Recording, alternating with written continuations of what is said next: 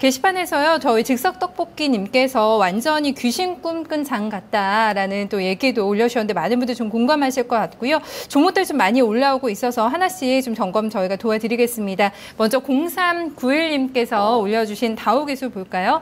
31,200원에 진입을 했습니다. 15%인데요. 수익을 내고 다시 잡으셨다고요. 다시 들어갔습니다. 올려주셨습니다. 다시 들어간 구간에서는 약간 좀 손실을 보고 계셔서 이제 저희한테 문의를 좀 주신 것 같은데요. 잘 갔거든요. 사실 지난주에도 신고가 내고 가다가 약간의 좀 눌림목 구간에서 좀 고민이 되실 것 같아요. 지난주에도 한번 신고가 내고 바로 다다음날 많이 빠졌거든요. 네, 좀 흔들림 있네요. 네. 뭐 수익 보셨다가 다시 사셨다고 그러셨는데 다우 기술은 뭐 아시다시피 저도 좋아하는 종목인데요. 3만 원이 다시 무너지게 되면 높게 사셨으면 단기적으로 리스크 관리가 좀 필요할 것 같아요. 다우기술 같은 경우는 좀 저평가였고요. 자산가치 대비해서 저평가였고, 상승의 모멘텀은 키움증권 운용사로서의 어떤 인터넷 전용 은행 쪽에 대한 유리한 입지, 거기에 대한 또 성장 기대감인데, 자산가치 대비해서 저평가가 막대하게 돼 있던 건 지금 오히려 최근에 주가 상승으로 좀 해소가 돼 버렸습니다. 그래서 어떤 가격적인 부담까지는 아니에요. 가격적인 부담은 아닌데, 하지만 상승폭에 대해서는 변동성이 계속해서 좀 나올 수 있고요. 그리고 성장주로 이 종목도 묶여 있었기 때문에 시장의 성장주 변동성을 후행적으로 좀 따라갈 가능성은 있습니다. 3만 원 이하로 내려온다라면 변동성에 대한 리스크 관리를 좀 한번 하셨다가 장기적으로 봤을 때는 저는 사실 핀테크 같은 경우에는 사실 가장 구체적인 성장 산업이 아닌가라고 보고 있고요. 이 다우기술의 경우에는 여러 가지 그 인프라적인 요인들을 가지고 있기 때문에 뭐 계속 주목할 필요가 있는 종목이라고 봅니다. 장기 보유지만 단기적으로는 높게 사셨다면 3만 원 관리를 좀 하시고요. 중장기 추세는 사실 한 25,000원 와도 안 무너집니다. 그러니까 장기 추세는 이 종목은 25,000원까지 오더라도 사실 무너지지 않기 때문에 그런 관점에서 본다라면은 31,500원 매수가면 좀 높게 사신 거고요. 높게 사셨을 때, 그러니까 제가 지금 현재 시장에서 많은 투자자분들께 좀 조언을 드리고 싶은 내용인데요. 성장이 좋은 종목은 많이 있습니다. 정말 많이 있는데요. 근데 여러분이 그 주식을 싸게 사서 들고 있는 거랑 성장이라는 데에 대한 기대감을 가지고 시세가 충분히 난 가격에서 높게 사시는 거랑은 전략이 완전히 다릅니다. 그러니까 장기적인 성장을 믿고만 가시기에는 손실을 보고 그렇게 가신다는 건 별로 합리적인 전략이 아니죠. 그래서 성장주를 높게 사신 분들은요, 아무리 그 종목이 좋은 성장 모멘텀을 가지고 있더라도 최소한의 내 스스로의 어떤 관리 기준은 잡고 대응을 하셔야 됩니다. 그게 아니면 정말 그 팬심이 돼버리네. 팬심이 대응을 하는 게 아니라 그냥 응원하는 거죠. 응원하는 거. 제발 올라와라. 뭐 그리고 시세 자체를 계속해서 내주기를 좀 기대가 아니라 기도하는이 되죠. 그렇게 될 수 있기 때문에 제가 볼 때 다우기술은 3만 원 이하로 내려오면 5% 손절 처리하셨다가 오히려 25,000원을 중기 저점 라인 잡으시고 저가에 한번 다시 잡으시는 거는 괜찮지 않을까 싶습니다. 내용은 변함이 없지만 전반적인 시장의 흐름들을 감안했을 때 지금은 최후방 라인에 밀려 있다. 여기서 더 무너진다라면은 높게 사신 거는 손절 처리 불가피하다 이렇게 보셔야 될 것 같습니다. 네, 이어서 핸드폰 번호 9509 쓰시는 저희 시청자님 종목 한번 점검하겠습니다. 대형주 SK하이닉스 또 올려주셨는데요. 매수가 27,000원입니다. 20% 들고 있는데 3년이나 홀딩하고 있다고 얘기를 해주시네요. 매도 시기를 근데 놓쳐서 지금이라도 매도를 해야 될까요? 하고 물음표를 남겨주셨는데 저는 매수 가격 보고 와 수익 정말 많이 보고 계시다 했는데 3년 홀딩이라는 얘기를 딱 들으니까 사실 6월 달에 5만 원 왔을 때 못 파신 게 얼마나 좀 한이 되실까라는 생각 들고 5만 원 아니면 4만 원대라도 정말 팔았어야 되라는데 팔았어야지라는 좀 생각하고 계실 것 같거든요. 많이 아까우실 것 같아요. 네. 지금은 매도보다는 그냥 가져가시는 게 나을 것 같고요. 장기 투자하신다라면은 SK하이닉스는 그냥 반도체 산업에 투자를 한다라고 보시면 될 것 같아요. SK하이닉스가 최근에 떨어지는 이유는 사실 다 외부적인 요인입니다. 마이크론 쪽에 대한 우려감, 그리고 중국 쪽에서 반도체 육성 산업으로 어떤 정책에 있어서 좀 피해를 보는 게 아닌가, 혹시라도 밥그릇을 뺏기지 않을까라는 걱정인데요. 저는 그건 좀 아직은 기우지 않나 싶습니다. 왜냐하면 메모리 반도체 산업의 특성을 조금 간과한 분석인데요. 미세 공정을 절대로 쉽게 따라올 수가 없습니다. 제가 자주 말씀드리는 일본의 LP다, 독일의 인피니온도 삼성전자와 하이닉스의 미세 공정을 따라오지 못해서 파산이 됐고 피인수들이 이루어졌죠. 그리고 메모리 반도체를 포기하고 자동차 쪽으로 돌아섰다거나 뭐 그러한 양상을 보였다라는 건요. 중국이 그냥 자본력만 가지고 쉽게 따라올 수 있는 산업 수준이 아닙니다. 일예로요. SK 하이닉스가 미세 공정을 삼성전자를 못 잡습니다. 빅3인데 마이크론, SK 하이닉스, 삼성전자 뭐 거의 독과점 구조를 가지고 있는데 2위 하이닉스가 삼성전자를 잡을 수가 없어요.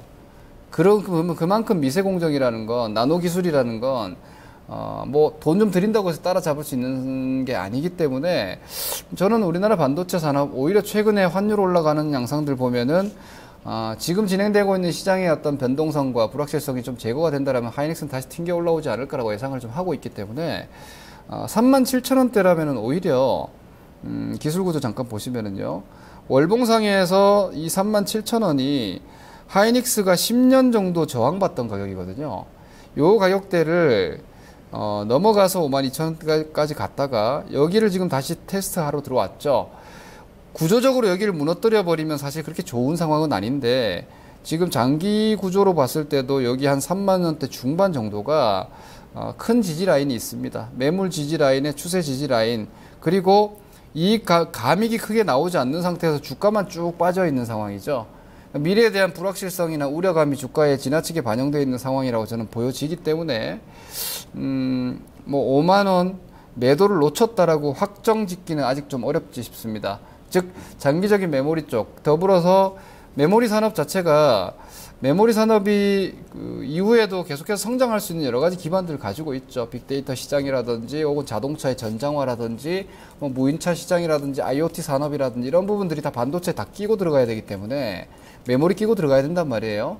이 관점으로 봤을 때 과연 반도체 산업이 이후에 후퇴기로 들어가느냐에 대해서는 저는 별로 동의할 수가 없어요. 그러면 글로벌 반도체 독점 구조를 3사가 차지하고 있는 그 중에 하나인 SK 하이닉스, 밸류에이션적으로는 오히려 가장 저평가되어 있거든요. 가지고 계셔도 되지 않나 싶습니다. 다만 이것은 기술적 구조라든지 차트성 어떤 그런 시세적 관점보다는요, 이미 고점 대비해서 지금 30% 빠져있는 하이닉스를 여기서 팔 필요 있는가에 대해서는 좀 신중하게 판단하시는 게 낫다라는 얘기고요. 저는 보유 의견을 좀 드리겠고요. 네.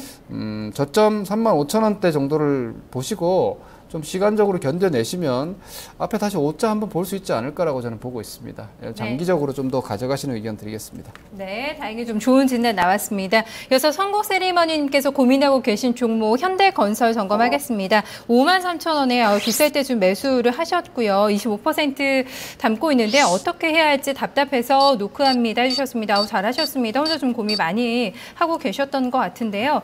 24일에 실적 발표 전에서도 많이 빠졌고 실적 발표하고 11% 급락이 나오고 오늘 약간 좀 되돌리면서 반등 시세가 나오긴 했는데 워낙에 좀 비쌀 때 들어가셔서 단기간에 손실 좀 더 커지신 상태시거든요. 어떻게 할까요? 사실 실적 발표로만 보면은 말이 안 되는 가격입니다. 근데 현대차 같은 경우는 왜냐하면 그동안에 건설사들의 그 중동공사 쪽에 대한 상각 처리들 현대건설은 없었어요. 그 이유가 현대건설은 그때 당시에 중동 발주를 그렇게 크게 하질 않았습니다. 현대상성그룹 쪽에서 어떤 경영 전략 자체가 좀 방어성으로 유지가 됐었기 때문에 공격적인 어떤 중동 발주가 없었고요. 오히려 현대차 쪽으로 인수된 이후에는 그런 부분들과 오히려 연동하지 않았죠. 오히려 그런 해외 쪽 플랜트 수주를 현대 엔지니어링이 가져갔거든요. 현대 엠코랑 엔지니어링 합병해가지고 자회사로 지금 30%대 자회사로 보유하고 있는데 이번에 얘기가 나온 부분이 현대 엔지니어링이죠. 현대 엔지니어링의 4천억대, 3천억대, 4천억대 규모의 분식 쪽의 얘기인데 사실 이게 분식이 아니라 건설 회계의 어떤 특수성인데요. 건설 회계를 제조업 회계로 보면 사실 분식처럼 그렇게 합니다. 왜냐하면 공기 그 수주 산업 자체는 제조업처럼 일회성 어떤 분기별 혹은 결산기별로 딱딱딱한 이익, 손익을 쳐내는 것이 아니라 공기 자체를 IFRS 기준으로 하나로 묶어서 나중에 이익도 한 방에 반영할 수가 있고 손실도 한 방에 상각할 수가 있는 구조이기 때문에 이런 원가율이란 이런 부분들 사실 건설 회계에 대해서 시장이 약간 좀 의구심을 가진 게 아닌가 정도로 보시면 되고요. 가격은 제가 볼 때 현대건설은 딱 단점 한 가지만 말씀드리면 될 것 같아요. 일단 이번에 나온 분식 쪽 얘기는 현대건설이 아니라 엔지니어링 자회사 쪽이기 때문에 연결이 돼 있기 때문에 전혀 영향이 없진 않은데 이 부분이 현대건설이 현대차 그룹의 공사를 못 가져간다는 단점은 있어요. 왜냐면은 현대엔지니어링이 정의선 부회장의 거의 대주주로서의 어떤 오너사가 되어 있기 때문에 공사를 아마 현대엔지니어링 쪽에 다 줄 겁니다. 그래서 거기에 대한 성장 모멘텀 좀 둔화되어 있고요. 그렇다고 보면 4만 원대 한 중반 정도의 반등을 기다리셔서 그때 한번 다시 평가를 해보시는 게 나을 것 같습니다. 현재로서는 너무 저가다. 좀 기다리자는 의견 드리겠습니다. 네, 마지막으로 현대건설까지 게시판 좀 오늘 좀 봐드려야 될 것 같습니다. 헐값이라고 봐야 되나요? 대형주냐 아니면은 좀 달리는 중소형주냐 사이에서 고민하셨던 분들은 양쪽 다 정말 답이 될 수 없다라는 생각을 오늘 장 보면서 아마 하시지 않았을까 또 싶거든요.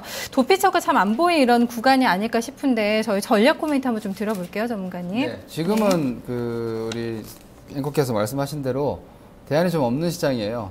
대안이 없다는 것은 수익을 내기가 어렵다는 관점이기 때문에 주식 투자하시는 분들이 수익이 어렵다면 조금 쉬셔도 됩니다. 그러니까 주식을 다 가지고 계시면 오히려 손해가 나고요. 들고 계신 주식 10개가 있다면 아마 최근의 움직임은 한 2-3개 정도가 올라가면 괜찮은 성과입니다. 그 말은 주식을 많이 보유할수록 지금은 오히려 손실이 나고 있는 상황들이 많이 전개되고 있다면 현금을 좀 많이 가져가시는 것도 괜찮은 방법입니다. 제가 볼 때는 환율이 올라가는 것도 마켓 리스크라고 보고 있고요. 여러 가지 유가라든지 전반적인 글로벌 모멘텀들도 불확실성이 좀 커져 있는 상황인 것 같고 FOMC 결과가 좋게 나온다고 해서 그렇게 급등 나올 것 같지도 않습니다. 오히려 여름장 계속해서 좀 지구력 싸움이 되지 않을 거라고 보이기 때문에 단기 기대 수익률이 크지 않다라면은 좀 방어적 전략으로 가시는 것도 괜찮은 방법일 것 같습니다. 더불어서 고성장주들, 특히 코스닥 쪽에서 과열주들은요, 여기서 만약 추가적인 흔들림이 있다면 데미지 상당히 나올 수 있기 때문에 성장주에 대해서 지나치게 안전하다라는 인식을 좀 버리시고 주가는 언제든지 꺾일 수 있다는 관점으로 좀 주의가 필요하다는 말씀드리겠고요. 오히려 가치주들, 지금 싼 우량주, 대형주라고 볼 수 있는데요. 이건 보장성은 분명히 있습니다. 다만 타이밍은 아직은 아닌 것 같습니다. 분할 매수를 한 6개월 정도를 잡고 가실 분들은 입질 매수 정도는 하셔도 되겠지만 올라가는 타이밍은 대형주 또한 아직은 좀 시간이 필요할 거라고 보이기 때문에 지금 양쪽 모두가 메리트가 크지 않다. 그렇다면은 포지션은 일정 현금을 가지고 계좌 변동성을 줄이는 것이 가장 좋을 것 같습니다. 네, 어느 정도 현금을 좀 들고 있어야 또 마음 든든하게 매매를 하실 수가 있지 않을까. 조금 시장 보면서 투입을 해야 될 것 같아요. 오늘 저희 전략 잘 듣고요. 또 종목 고민도 해결해 주셔서 감사합니다. 고맙습니다. 네, 고맙습니다. 네, 김동현 전문가와 함께 또 1시간 여러분들 종목 고민 도와드렸습니다. 지금 중국장에 폭락을 하면서 좀 강보합권에서 출발했던 유럽 증시도 낙폭이 커지고 있는 상황이고요. 프랑스와 독일 증시가 1% 넘게 조정을 받고 있습니다. 오늘 VVIP 여기서 인사드리겠습니다. 함께 해주신 여러분 고맙습니다.